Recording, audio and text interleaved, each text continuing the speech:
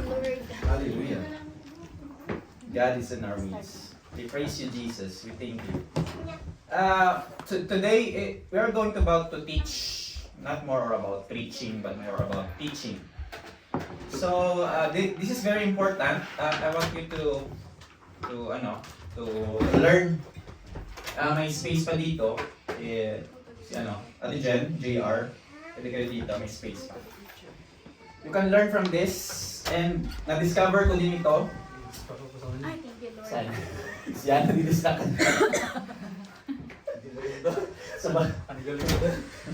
You will learn from this. And na-discover ko rin ito, no? So, I do believe na relationship talaga. Amen? Amen. Marami tayong books na nire-read. Alam natin kung yung ng tao, edad, color ng buhok, based on the books, but the author, we don't know. Because we don't have relationship with the author.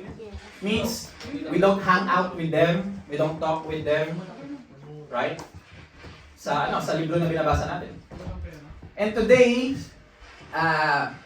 forget nyo muna yung kung ano mang inaasikaso nyo. I want your ears na mag dito kasi very important to sa Christian life natin. So I want to speak today in Colossians 1:27, entitled intimacy, from the word intimate, meaning close tayo, closeness to God, intimacy, being close to God. So being close to God, we know the Father. We're being close to the Father. Marami na pong Bible verse, scripture about the Father, Yahweh, Adonai. Marami na pong ding word about the Son, Jesus. We know Jesus.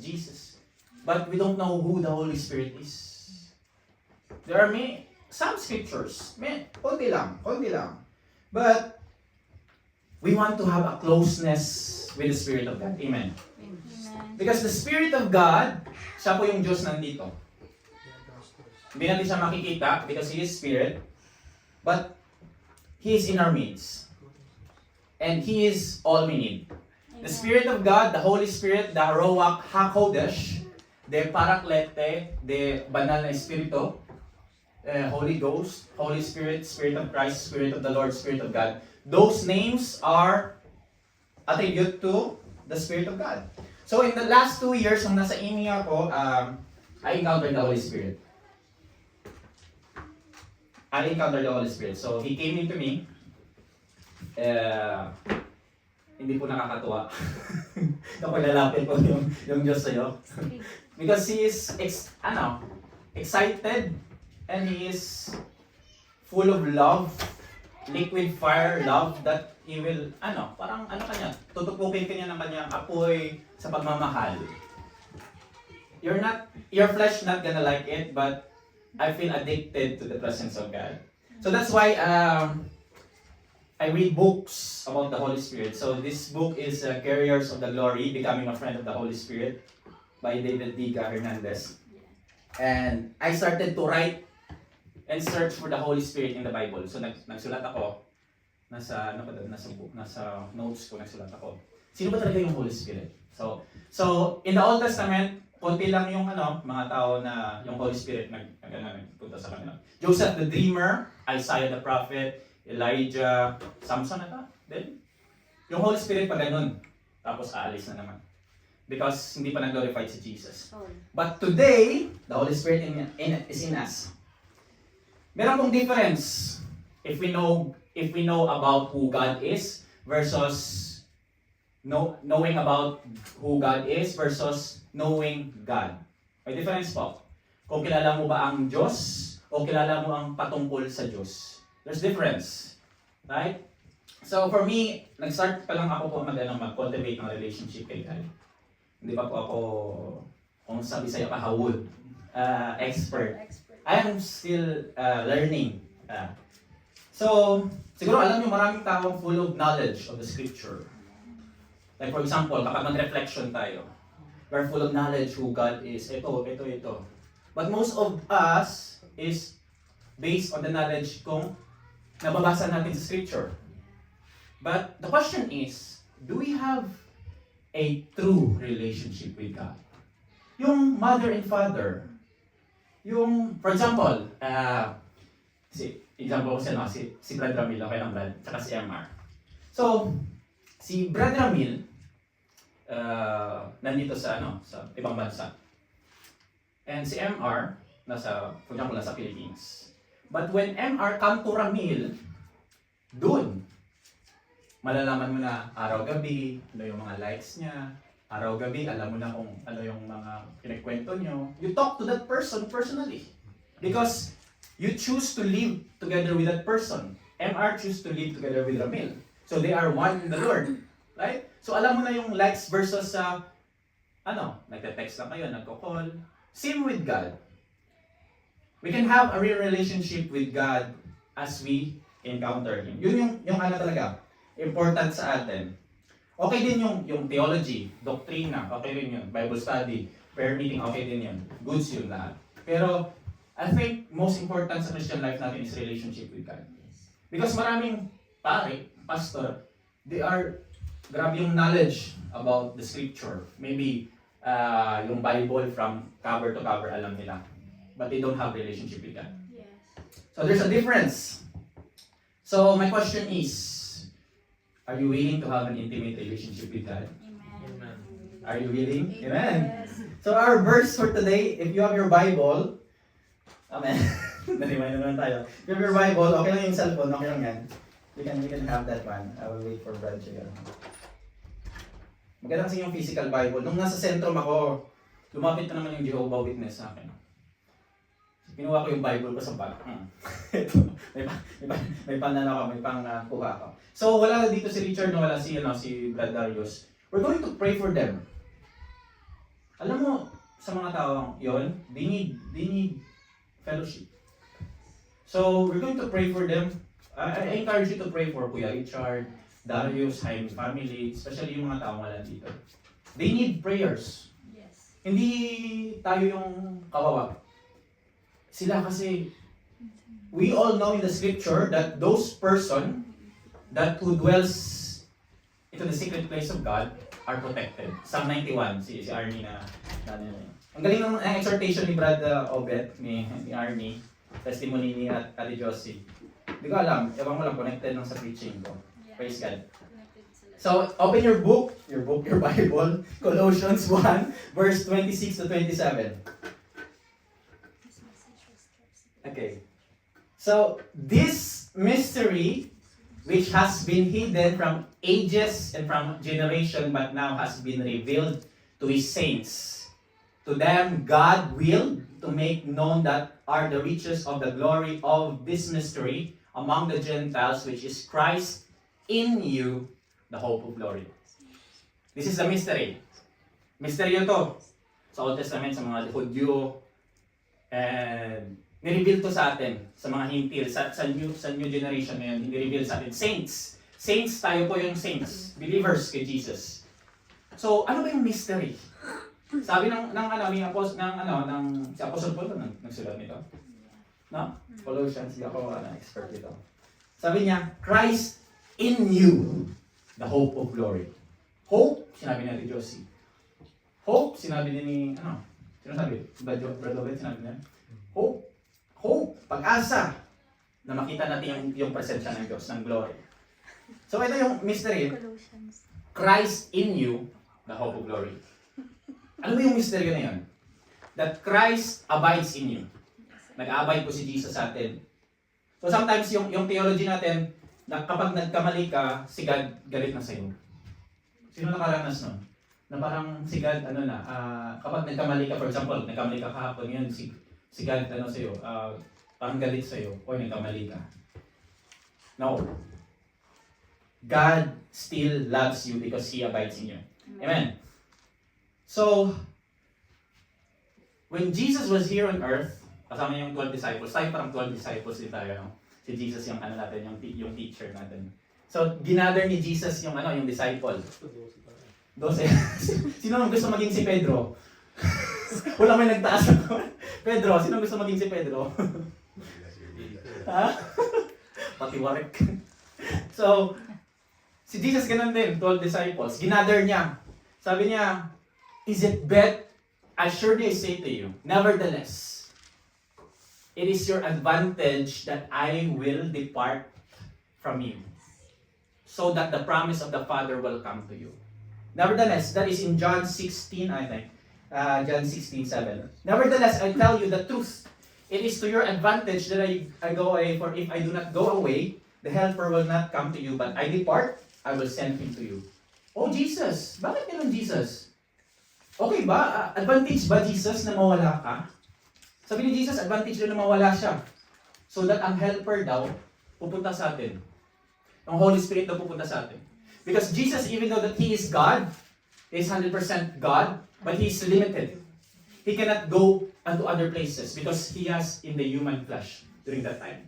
But when He was glorified, He sent the helper, the Holy Spirit. Helper, ibig sabihin, tinutulungan tayo. Hindi natin kalaban, tinutulungan tayo. Helper. So, sabi ng mga disipulo, Jesus, advantage ba sa amin na mawala ka? Na you will go to heaven and isend mo yung helper? Advantage ba yun? Jesus, you have the words of eternal life. Jesus, you feed many people. Jesus, you are Emmanuel, God with us. But the Holy Spirit is God within us. So I just want you to remember, kapag umuwi ka, ang Holy Spirit nasa sa'yo. It's not just like, come and go. Hindi. Nasa sa'yo siya. Kapag nagkamali ka, He's still there. Reminding you that God loves you. Always. Is it amazing? Ito yung misteryo ng Colossians na sinasabi dito. Ang mystery na ito, nireveal na sa atin na ang Holy Spirit is in us. So, sa theology natin, siguro, ako galing din ako sa Katoliko, sinabihan tayo that God is up in the sky. So that's why, when we pray, God. But the meaning of heaven is spiritual. That is a spiritual place. Either there. So, walang scripture sa Bible na nagsabi na saan yung complete location ng heaven. But in heaven, there's God the Father, God the Son. But God is still in you. The moment that you receive Jesus as your Lord and Savior, when you put your faith into Him, the Holy Spirit, siniseal ka niya. So that pagdating ni Jesus, on the day of redemption, silyado ka. Para ka sa Diyos. Silyado ka. So, the Holy Spirit is in you. Yun. And, hindi siya umalis eh. Always ka lang niya nire-remind, ginaguide, nire-lead. So sometimes, feed na tayo ng ganitong information. But we should,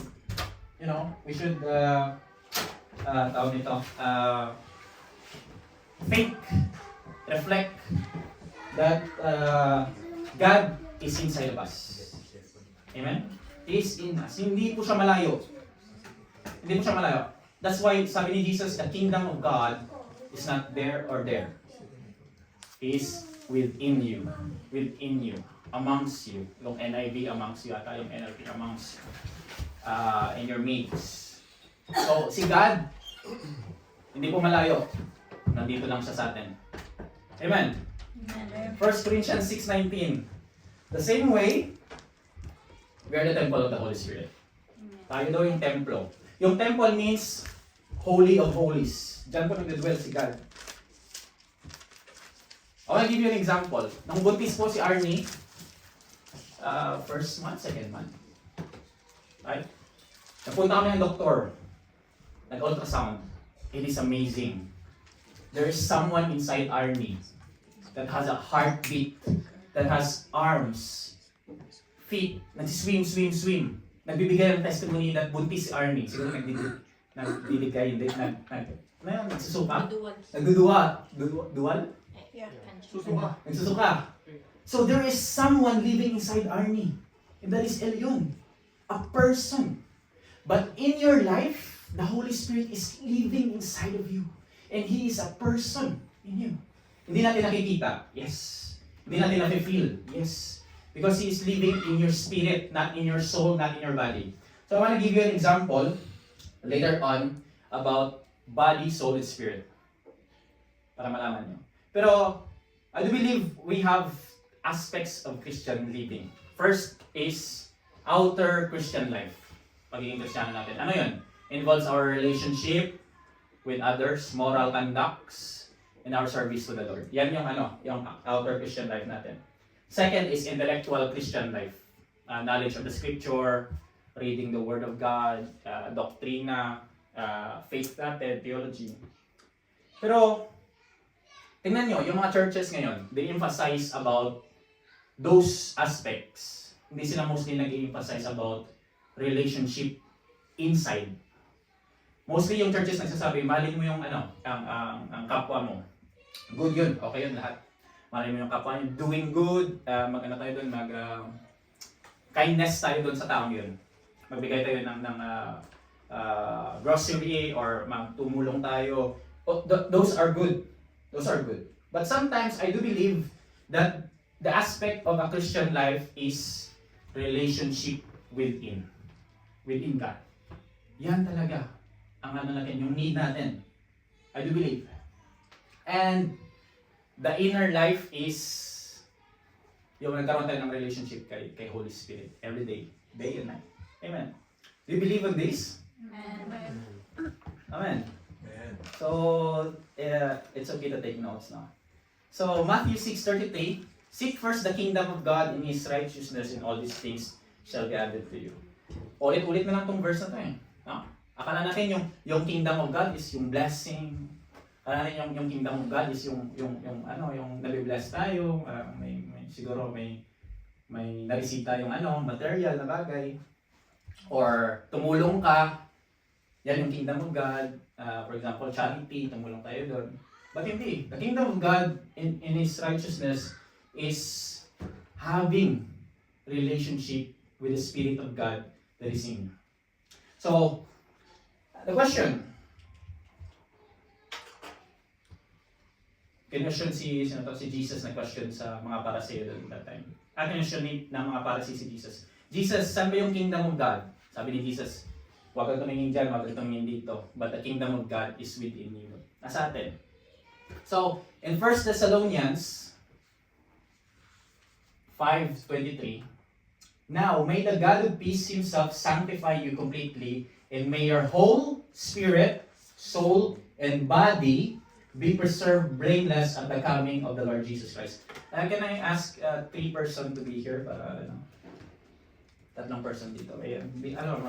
Sermon illustration para maintindihan. Or ikaw na lang, JR, BJ, and si Dan. Dito ka dito. Tatlo. Harap kayo doon sa kanila. Dito ka sa gitna mo. Hindi ko kayo pagsasalita. Sorry. Hawak lang kayo. Sayo lang. Sino si Spirit? Siya. Si JR ang body. So tayo daw consist of the soul sa'yo. Yes. So tayo daw spirit. Ipakita niyo lang. So tayo daw spirit that has a soul and has a body. So trigonometry. Parang dito 3 in 1. Right? Ito yung concept na sinasabi ng 1 Thessalonians 5:23. So ngayon, ang mangyayari niyan, nung naligtas ka, si God, ang Holy Spirit, nagde-dwell sa spirit mo. Ang body, ito yung physical mo, your ears, nose, your eyes. Your soul, your emotion, will. And your spirit, wala yung emotion, wala yung ma-feel. Kasi itong spirit mo connected din kay God. Hindi mo yan ma-feel. Sakto sa akin yan. Parang ibang spirit na iisip mo Pero nung hindi ka pa Kristiyano, ito nangyari, Brad. Ganun ka, pagilid ka. Panhin. So, kung hindi ka pa Kristiyano, yung spirit mo, patay. Pero nandiyan yung spirit mo. Yes. Pero nung naging Kristiyano ka, the Holy Spirit comes in you, naligtas ka, na-heard mo yung gospel, yung spirit mo ngayon, nabuhay. Hindi na nandiyan. Buhay na. So, yung Holy Spirit, dito nagde-dwell sa spirit natin. Sa spirit natin. Inner life. Yan yung Holy Spirit nagde-dwell. So, nalalaman natin yung concept ngayon ng that you are spirit, soul, and body. So, sa mga religion yan nagsasabi, wala kayong spirit, soul. Huwag kayo maniwala. The Bible says with the Word of God by faith. So yung spirit, Yung pag namamatay ka, yung napapanood diba ba yung may lumilipad? May lumilipad. So, Oo. Sabi nila soul daw yun. soul yun. Soul. So wala akong alam doon. Casper. Pero yung walang, hindi ko alam anong sinasabi ng Bible, no? Pero ang sinasabi ng Bible about God. Pero yung sabi ng Bible sa atin sa 1 Thessalonians 5:2, eto tayo. Spirit, soul, and body. So here's the thing, dyan lang muna kayo. Diyan lang kayo hanggang matapos. Konti lang. Ay, hindi. Naintindihan ba? yes. Amen. May mga natutulog. Okay ka pa? May exam ang Okay, Brad? Naintindihan, Brad? Maganda sandali eh. So ngayon, yung Holy, Pang sit ko, may body and soul.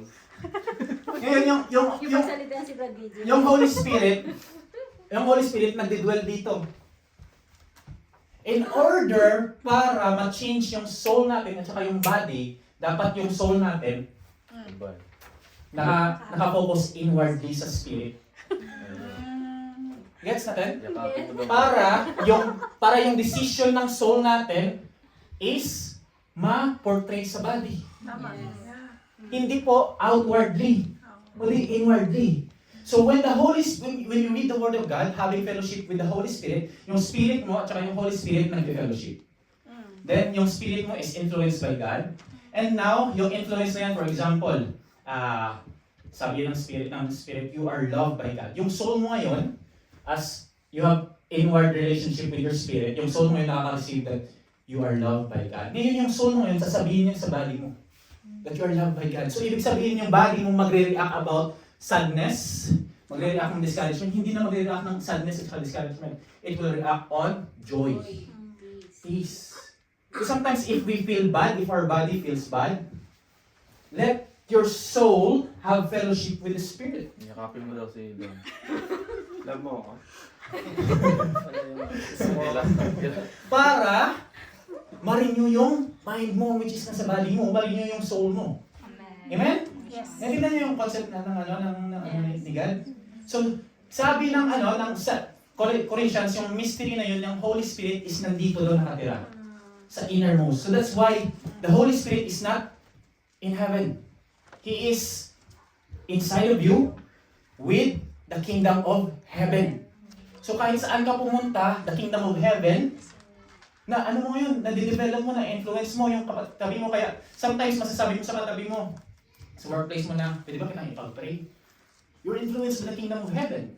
Pwede ba kitang bigyan ng Bible verse encouragement? Because you are influenced by the kingdom of heaven. So yung problema lang natin ngayon is to have, kung paano magkaroon ng relationship sa Spirit, sa Holy Spirit in inner life. Yan yung ating, ngayon, pag-aaralan, kung si Richard pa. Okay, thank you boys. May gusto sabihin si Brad DJ. Okay ba? Naintindihan ba? Yes. Concept ng Tulay lang itong si Soul. yan yung nagde-decide ng will mo. Kasi yan yung... Nagde-decide, parang nagsa-travel din ako. Amen. Si Redford tsaka si Body and soul. So kapag kung gusto niyo magkaroon ng intimate relationship sa Holy Spirit, Yun nga siguro gumagawa yun. yung body mo dapat, yung soul mo dapat nakatingin sa spirit mo. So that yung soul mo magde-decide na, okay, this Sunday I will worship God.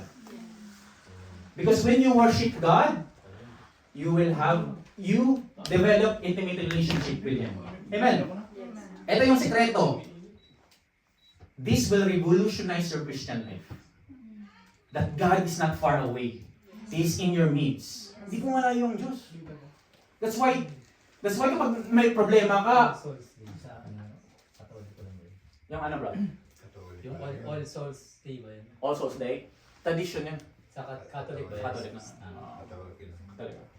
So, sabi ni Brad Ramil, remember ko Brad, sabi mo nung nasa work ka, parang nagdasal ka lang pag, nakadasal na lang siya. Because, yung spirit natin, every day, 24/7, gustong magkaroon ng relationship kay God. He yearns for our soul and body to have relationship with God. But sometimes our body, weak, pagod. Kaya hindi natin ma-feed yung soul at saka yung spirit natin. Amen? But the Bible says that the Holy Spirit, that God is in your midst. He is in you.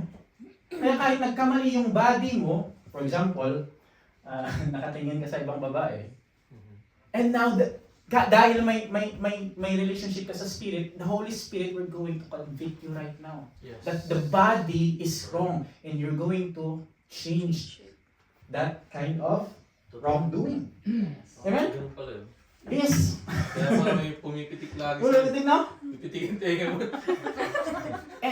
Ako sinabi mo. Totoo yun. And this is, na-practice nyo na to. Pero hindi lang natin mostly na be-break in. Body makasalanan. Dati walang pumipitik eh. Alright. Ngayon may pumipitik sa tayo. Yeah, one thing for sure is conviction. Yun ang- Conviction. Nag-delete sa atin. Tama. So hindi lang natin na-break in, pero you practice this. Here's the thing, JR. Merong metal at saka magnet. Kapag ang metal at saka yung magnet magkadikit, very strong yung force. Same with your spirit when you have relationship with the Holy Spirit. Very strong yung relationship mo. So ngayon, yung mind ni God, yung eyes ni God, parang eyes mo na rin. Parang mind mo na rin. You become like God.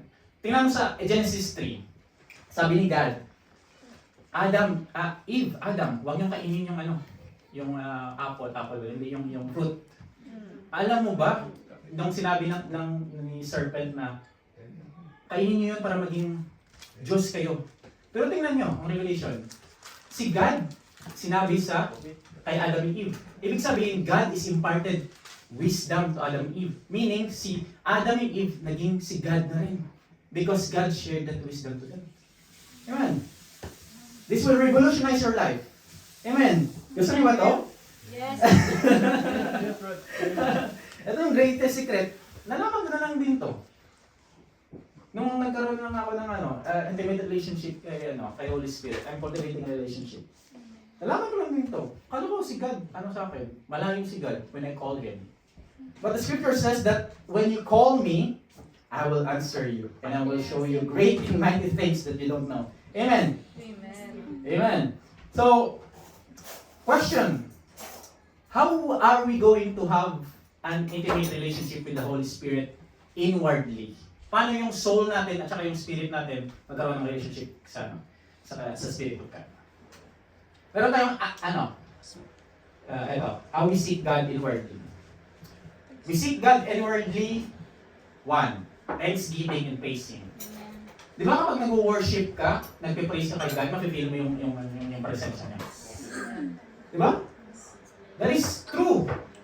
Because in Psalms 104, enter into His gates with thanksgiving, and into His courts with praise. Be thankful to Him and bless His name.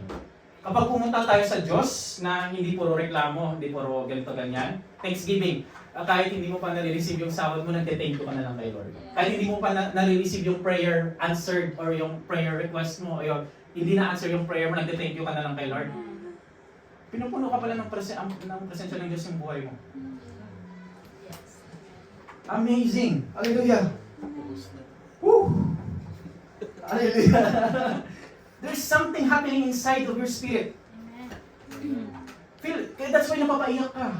So kung sino sa inyo nagsama-sama sa prayer meeting natin, that's why merong umiiyak when during worship, it's because they've been touched by the presence of God. Yes. And that is true.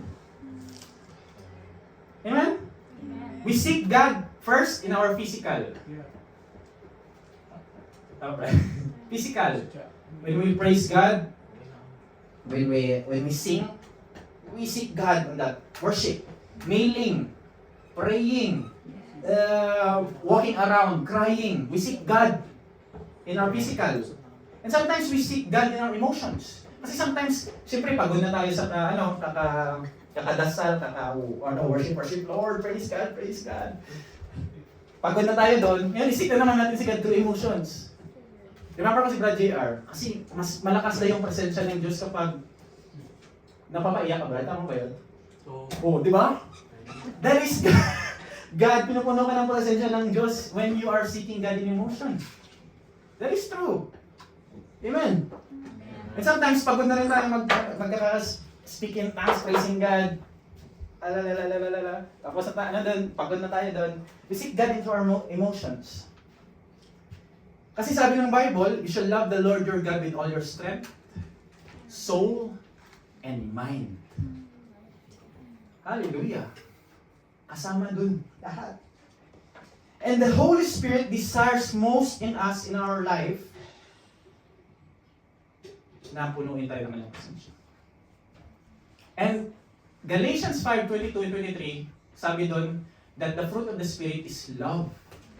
When you have the Holy Spirit, yung marireceive mo, yung pinakauna, love. Love. That you feel loved by God. That God is kind, even though that you are not. Amen? Guilty pa ako dito. Even though that you are not good, God is still good. Even though that you are not faithful reading the Word of God or obeying His commandment, He is still faithful. What an amazing God we serve. And we love. Amen.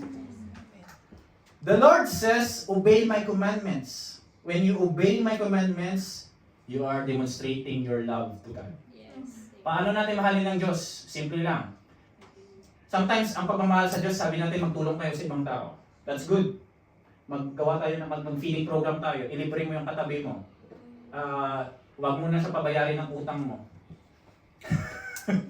That's, paano natin mahalin, di ba? Sometimes naturuan tayo ganyan. That's all good.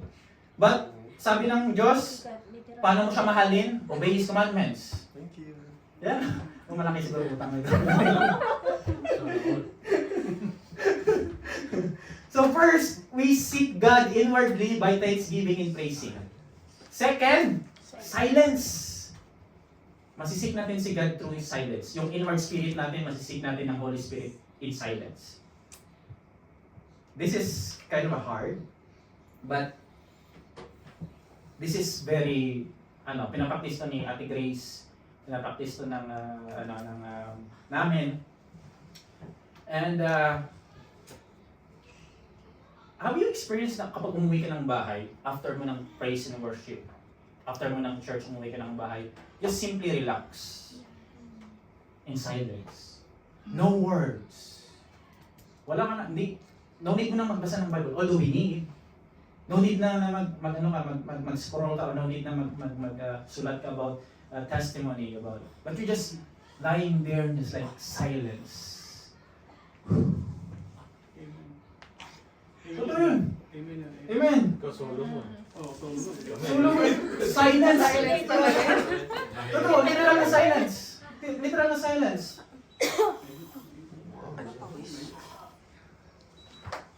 When you come into the place of silence, kaya tingnan mo, eto sa Bible, si Jesus nag-heal sa multitude, sa maraming tao. After nun, alam mo anong ginagawa ni Jesus? He withdrew himself. Lumalayo si Jesus, papunta siyang bundok para mag-pray. Para mag-spending time with God the Father, spending time with the Holy Spirit in silence. Wala pang TikTok nun, wala pang Facebook. So that's why God is telling us na when you pray, close the door. Shut down distraction and pray secretly to your Father who has seen you in secret. Because God wants to have relationship with you in silence. Kasi yung body na nandito, prone yan sa distraction. Yung soul natin, prone din yan sa maraming iniisip. But your spirit, if you are in silence, your spirit, having an intimate relationship with God. Yan yung totoo. Amen. Silence. Okay, tapos tayo sa thanksgiving, praising, and silence. Third, ito yung feel ko, some of us has experienced this. Oneness with the Holy Spirit. Maging isa ka. Yung Diyos at ikaw, nagiging isa. For example, nung kinasal si Mitch at saka si Dan, ay hindi. Kapag magpapakasal, Wala pa. wala pa. Kapag magpapakasal si Dan and Mitch. Ngayon, huwag naman. Baka magbagong isip ni Dad. Huwag naman. Sila na pala. So ito Huli na siya ng Brad PJ. ito yung mangyayari, Brad. Ito yung mangyayari. Alam, post lang. Ito ang mangyayari. Kapag ikakasal sila sa simbahan, ngayon, they're going to hold one candle na may apoy. And Dan will going to hold one candle na may apoy, si Mitch mag-hold ng one candle with apoy. And yung apoy ni Mitch, apoy ni Dan, magiging isa kay Lord at saka papatayin nila yung apoy nila. That is the meaning of oneness with the Holy Spirit. Oneness with God. nagiging isa ka kay Lord. Ibig sabihin, yung mind ni Lord, nagiging mind mo. To become one.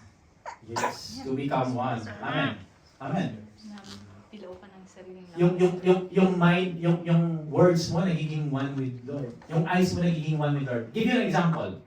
Si Jesus is compassionate because His Spirit is one with God.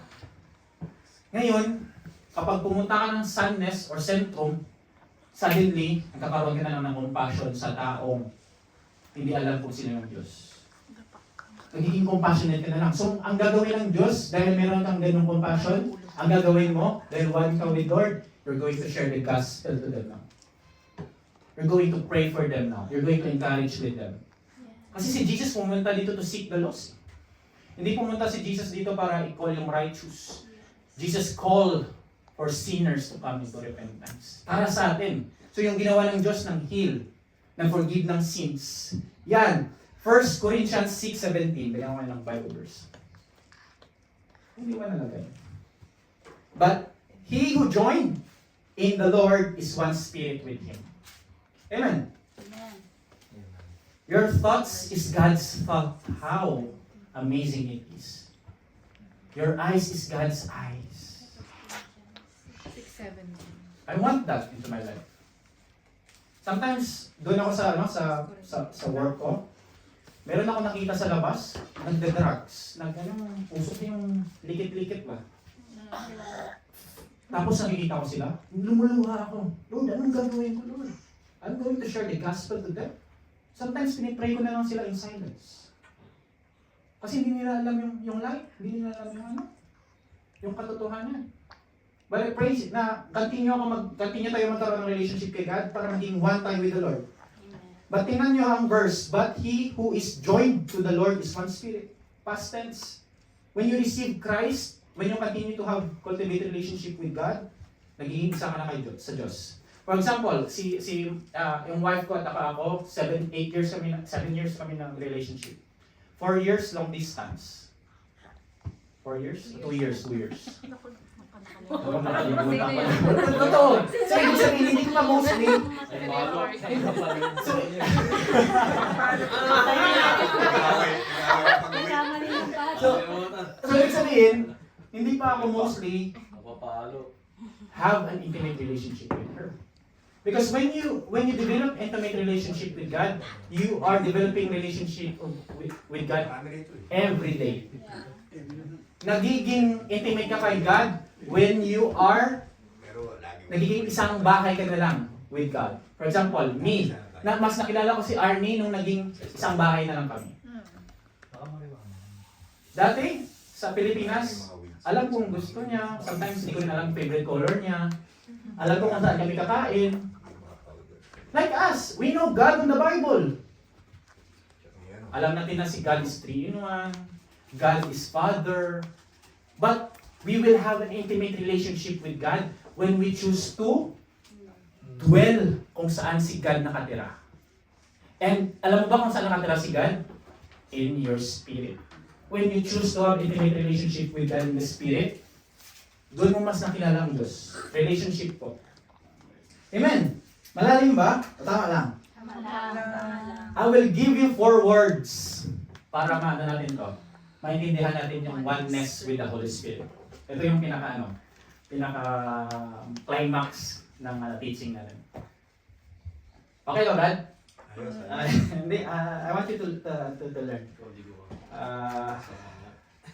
4 words para ma-enlighten tayo kung ano yung oneness with the Holy Spirit. First is dwelling. Dwelling. Nagdi-dwell tayo doon. Pumupunta tayo doon. Psalm 91:1. He who dwells in the secret place of the Most High shall abide under the shadow of the Almighty. Memorize ba natin to?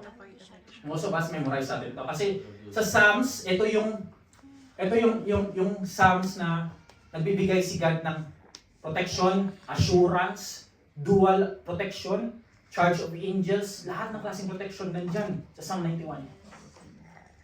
Pero alam mo, sabi dito, makakamta mo lang yung protection na yon. May condition eh. He who dwells in the secret place. Mapoproteksyonan ka lang ng Diyos kung nagdidwell ka sa secret place niya. Alam mo ba kung saan yung secret place? When you spend time alone with God in your spirit. When you choose to spend time with God and say no to party. When you choose to spend time with God and say no to social media. When you spend time with God rather than to mostly dwell into the world. Doon ka nagdidwell. Tsaka promise to ni God. Kasi kapag nagdidwell ka doon, you are protected. So that's why, yung mga kapatid natin na wala dito, you should pray for them. Because we know what we're going to happen. Alam natin kung ano mangyayari sa kanila. First, kung ano mangyayari sa kanila kapag hindi na sila nagka-continuous fellowship, first, alam mo kung ano mangyayari sa kanila. Their spirit is, sino nagsabi nun na nagiging spirit malnourished? Si Ate Josie siguro yun. Yung spirit nila nagiging malnourished. They will not hear God mostly because they don't have fellowship. And they will prone sa attack ng kaaway kasi wala nang protection ni Lord sa kanila. Ito, dapat nagdidwell tayo dito kasi kapag nagdidwell tayo dito, mas pinoprotektahan tayo ng Diyos. Amen. Amen? At saka marami pa tong ang Psalm 91, marami pa tong benefits. Psalm 91, 14-16, because He has set His love upon me. Kapag nag-obey ka sa commandment ni God, sabi ng Diyos, I will deliver you. I will set you on high. Because you will know my name. He shall call upon me. Always tayo magtatawag sa Diyos kasi nagdidwell tayo sa kanyang secret place. And I will answer Him. Amen.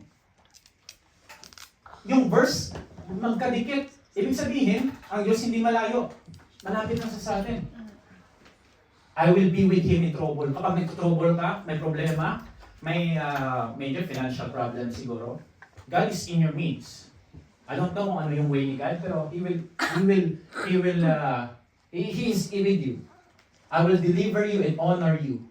With long life, I will satisfy you and show you my salvation. Long life. Mostly, yung mga taong, totoo ba yun? Kapag mabait ka, always ka kinukuha ng Lord. Mabilis ka kunin ng Lord. So that's why hindi na tayo nagiging mabait. So para matagal tayo kunin ng Lord. Totoo ba yun? Sabi nila, no? Sabi lang ng mga balo. Pero tingnan natin yung Bible. Sabi dito, kapag nagdidwell tayo kay God, nagpe-fellowship tayo sa Kanya, He will satisfy us with long life. Hahaba po yung buhay natin. And He will show us His salvation. Always tayo nililigtas ng Diyos. Amen! Nag-iipon ka daw ng kayamanan sa sarili mo. Nag-iipon ka ng kayamanan sa sarili mo. Amen. This is a promise of God. Makes yung buhay. So, to have oneness with the Holy Spirit, we need to dwell in the secret place of God. Number 2, abiding.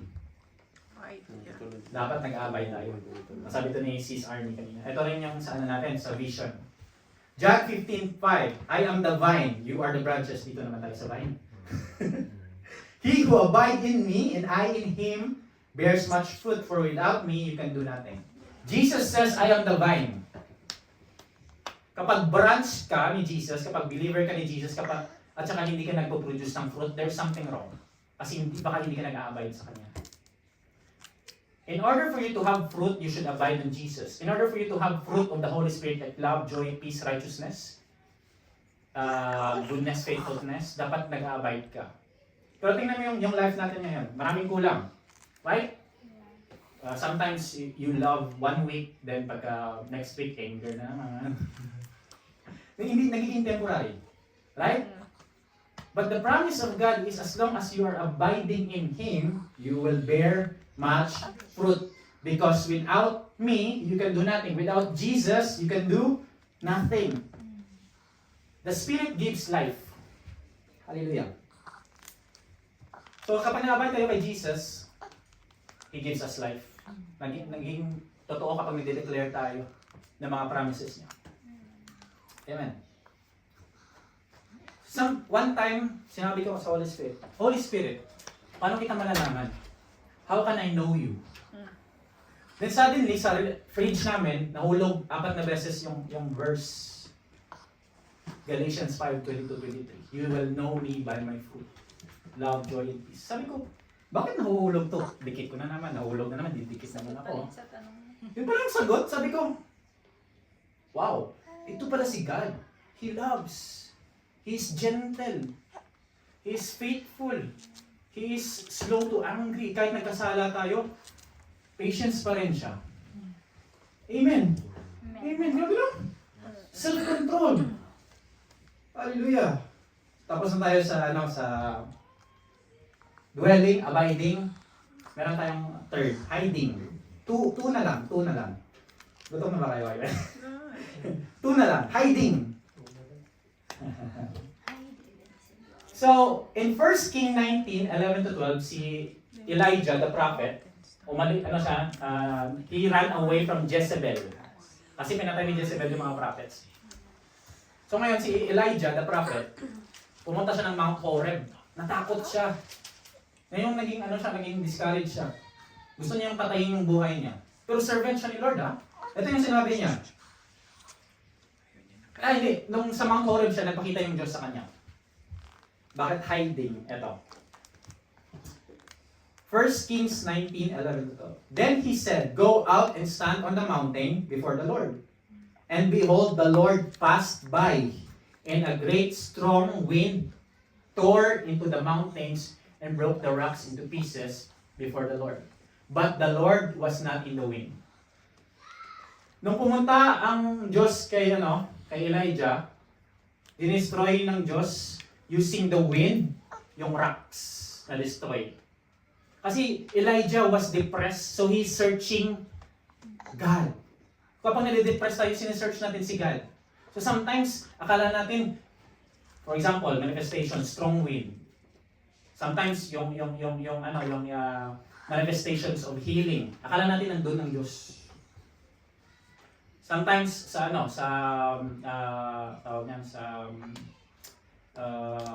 healing, mga signs and wonders, actions, wind. Akala natin nandun ng Diyos. Pero hindi, bibigyan ko kayo ng revelation. And after the wind, an earthquake. Earthquake na naman. But the Lord was not in the earthquake. Hindi ako nagsabi ito, yung Bible. 12. And after the earthquake, a fire. But the Lord was not in the fire. So sa wind, earthquake, and fire, pumunta yung manifestation din ng Diyos papunta kay Elijah. Pero God was not in there. Nakukuha niyo ba? God was not in there. Alam mo kung saan yung Lord? And after the fire, a still small voice. Bakit kaya? Ano ba ginawa ni Elijah? Bakit after the earthquake, wind, and fire, narinig niya yung still small voice? Because he hides himself. Kinover ni Elijah yung katawan niya with a mantle. When we hide into the presence of God, when we choose to go with God, when we choose to not, for example, sa prayer meeting natin, sometimes may natutumba lang dyan. Okay yan, pasensyahin ng Lord. May umiiyak, pasensyahin ng Lord. That is a byproduct that the Lord was present on that area. Yes. On our prayer meeting. But God was not in there. Alam mo kung saan makita ang Lord? When you hear His small voice. Bakit small? Because the Holy Spirit symbolizes as dove. And dove is gentle. Hindi po siya loudspeaker. He talks to us in a small voice. God, so that's why, for example, if my temptation takes place, di ba, ang hirap i-let go ng temptation? Kasi, mas malaki pa yung voice ng flesh, ng world, ng mga pinapanood natin, and hindi natin mostly maririnig yung still small voice. Pero when you choose to hide, when you choose to hide,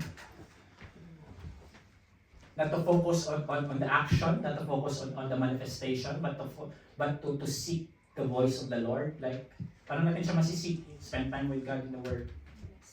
Yun. Yung maririnig mo yung still small voice. Paano natin maririnig? Again, in the spirit, not in the body, not in the soul, but in the spirit. Ito natin maririnig. Amen? Amen.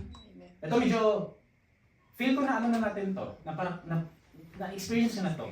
Pero hindi lang natin na-break. Kasi oneness, ito, dinidescribe ko pa ng oneness ni Lord. So, last word is beholding. Ang beholding, meaning yan to see, to look at. Titingnan mo lang. Nagiging one ka na with the Lord. Amen. Great revelation. This is supernatural. 2 Corinthians 3:17 and 18. Now the Lord is Spirit. And where the Spirit of the Lord is, there is liberty. But with unveiled face, beholding, as in the mirror, the glory of the Lord are being transformed into the same image from glory to glory, just as the Spirit of the Lord. Paano natin gagawin ito? Behold, to look at Jesus. Sabi niya, Ate Josie, set your eyes on Jesus. Focus on Jesus. Beholding Jesus only. It's okay that meron tayong mga idol na mga preachers sa Instagram o social media. It's okay that we idol pastors or maybe sino ba yung favorite? Ano mo doon? But nothing can compare or replace when you set your eyes or behold your eyes on Jesus. Kasi ano mangyayari? When you behold your eyes on Jesus, He will transform you into glory to glory. Sino yung mga examples nito sa Bible? Apostle Paul. 3 days lang ang encounter niya kay Jesus na transform siya. Si Peter, medyo matagal-tagalan, no? Kasi dininay niya si Jesus 3 times. Pero marami. Eh tingnan nyo, unveiled face, yung ano natin, yung bridge natin papunta sa Diyos, yung takip papunta sa Diyos natanggal na. And yung bridge na yun is si Jesus. So ibig sabihin, makakapunta na tayo sa presence ni God anytime. That's why si Mitch nagpray kanina, Lord, we come before you into your presence. We bolden ourselves to come in your presence. Paano natin ito gagawin? If we choose to have intimate relationship with God, and if you to fix your eyes on Jesus, you need to close the door ng mga distraction sa buhay natin. Shut the door of alcohol. Shut the door of social media, gossip, lust of this world, bitterness, pornography, unforgiveness, greed, anger, and start to have fellowship with the Holy Spirit. Quiet time, alone time with the Lord. As you seek God in your spirit, you seek God inwardly sa buhay natin. Uncover your heart before His presence. Paano natin ito gagawin? As you come before the Lord, Lord, I acknowledge your presence, O God. I acknowledge that you are holy. This is my sins. Ibigay po natin yung mga kasalanan natin kay God. Kasi hindi natin yung kaya yan. I-forgive. Lord, I acknowledge na kulang ako. Kailangan ko maging strengthened. Kailangan ko magkaroon ng prayer life, Lord. Bigay ko sa iyo ito, Lord. We acknowledge. And by simply looking at Jesus, na i-impart na sa atin, supernaturally, yung kanyang nature. And the nature of God is love, joy, peace, long-suffering, kindness, goodness, faithfulness, gentleness, self-control, compassion, holiness, even His power. Natatransform ko tayo dito. Ito po yung oneness with the Holy Spirit. Dwelling, abiding, hiding, beholding. Either dyan sa apat. Either dyan sa apat. Nagiging one ka kay God. When you choose. Ito yung nangyayari. When you choose to say no to alcohol, alam mo ano mangyayari? God rejoices. Sobra. When you choose to say no to lust of this world, God rejoices. Totoo yun. Because the Spirit says that the fruit of the Spirit is joy. And magkakaroon ka ng peace. I don't know, but this is very powerful. And na-experience ko to. I hope you learn from this. And can we all stand? I'm going to pray. So alam na natin, praising God. Alam na natin to, but hindi lang natin nag-break. Hindi lang tayo nagkakaroon ng knowledge. And it's our duty, responsibility to share and impart sa inyo. Kung anong meron sa akin, ibinabahagi ko sa inyo. Just close your eyes. Siguro nandito ka kapatid kung saan maybe you don't understand the things of God or maybe hindi right yung relationship mo with God and you want to fix it. Maybe medyo napalayo ka konti, napalihay, napalising, napaside-bet sa kabila, but you want, mayroong desire sa heart mo na gusto mo talagang maging straight kay Lord. Gusto mo magkaroon ng intimate relationship with God. Hindi ka lang pumunta dito sa SSF or sa nagpunta sa Bible study natin, sa prayer meeting natin, just to attend lang. Pumunta ka doon because you want to seek God. Totoo. And alam mo ba kapatid, Jesus desires to live in the inside of you. Close your eyes and just focus on your heart to Jesus. God doesn't condemn you. Yes. Marami kang pagkakamali, alam ng Diyos yun. That's why He wants you to have His Holy Spirit. Kasi alam niyang hindi mo kaya. And He wants you to know this thing na without Him, you are nothing. Because He wants you to depend on Him. Alam mo ba ano nangyari sa mga Israelites wandering in 40 years in the wilderness? Sabi niya, kinuman ni God si Moses. Moses, speak to the rock and the rock will flow out water. Pero yung ginawa ni Moses, he struck it. He disobeyed God. But alam mo, yung mercy and grace ni God, He wants to satisfy us na kahit nagkasala si Moses, he saw the land flowing of milk and honey. Same to our life. Nagkakamali tayo everyday, hindi ako perfect, kapatid. I'm not perfect. I'm struggling also. But this is what God is speaking to you. Surrender your life to Him. Surrender. Yes, we fall. Even si Apostle Paul na fall po. Romans 7 or Romans 8, sabi niya, ay gusto kong gawin yung gusto kong gawin, pero hindi ko magawa. Kasi merong something sa flesh ko na hindi sumusunod sa akin. Therefore, I discovered na kailangan ko pala ng tulong. And that is the Holy Spirit helping us every day in life. When you go to have devotion, kahit 1 minute lang, 2 minutes, the Holy Spirit abides in you. When you choose to pray, the Holy Spirit abides in you. When you choose to read the Word of God, nandyan po yung Diyos. Mahal na mahal ka, sobra ka pa rin. It's going to pray, no? Alam ko yung Diyos kumakatok sa puso natin. He doesn't want you to be perfect, sabi ni Kuya Obed. We're not perfect. He doesn't want you to be perfect. Sabi ng Diyos, surrender your life to me so that you will be perfect because Jesus is perfect. Jesus is saying to us, you are my child. You belong to me. Alam mo ba nung napako si Kristo, kapatid? Alam mo ba nung napako si Kristo? Alam mo ba nung pinukpok yung nail, yung pako sa kamay niya, nung pinukpok, alam mo ba kung anong sinabi niya, kapatid? He speak about your name. When tinusok yung chest niya with a spear and his heart was bleeding, alam mo ba kung anong sinasabi ng Diyos? Jesus cried out your name. When the thorns was sa kanyang ulo and there was blood, alam mo anong kinakry out ni Jesus? He was speaking about your name. When he was there, slash yung likod niya, 39 slash, alam mo anong sinasabi niya? He was speaking about your name. Sabi niya, I love you. And for all of this, gagawin ko to so that you will have a relationship with me. Let's all pray. Father in heaven, we thank you, O God, Lord, for today, O God, Lord. You revealed yourself to us. Lord, we fall short of glory every day, Lord. Totoo yun. Sa gawa, sa isip, we fall short. But thank you, O God, Lord, because therefore there is no condemnation in Christ Jesus. That we are dead in sin and alive in you. Kapatid, bangon lang. Bangon lang, continue lang. Bangon 7 times. Hayaan mo na i-transform ka ng Diyos araw-araw. Hayaan mo na yung iba. Ikaw at saka kay Lord. Yan yung importante sa Kanya. Ikaw yung heart mo. Lord, Father, we thank you that you revealed to us the Holy Spirit. Holy Spirit, help us to live our Christian life, that the most important thing is to have an intimate relationship with you. Kapatid, huwag kang makondemn kahit konti lang yung pinapakita mo sa Diyos. Lord, we're going to shower it. The Lord, we're going to expand it. The Lord, we're going to grow it as you continue to abide. Sometimes mahirap i-let go ang temptation. Totoo, nangyayari din yan sa akin. But when you choose to say no to that temptation, alam mo ba, nagiging close ka kay Jesus.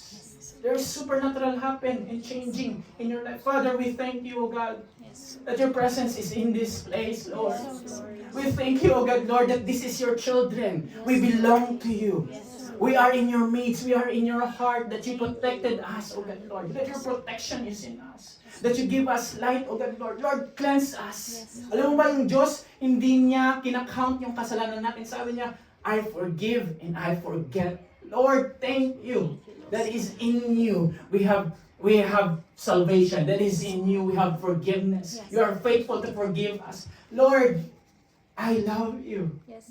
Help us to obey your commandments. Lord, in this day, I'm going to have an intimate relationship with you. Yes, Lord. Touch our hearts, touch our community, our family, our kids, our co-workers, oh God, Lord. Touch the nations of Norway, SSF, WIN, and other churches, oh God, Lord. That I'm gonna be a representative of Christ, a follower of Christ, a disciple of Christ. Lord, thank you. And we love you, God. In Jesus' name.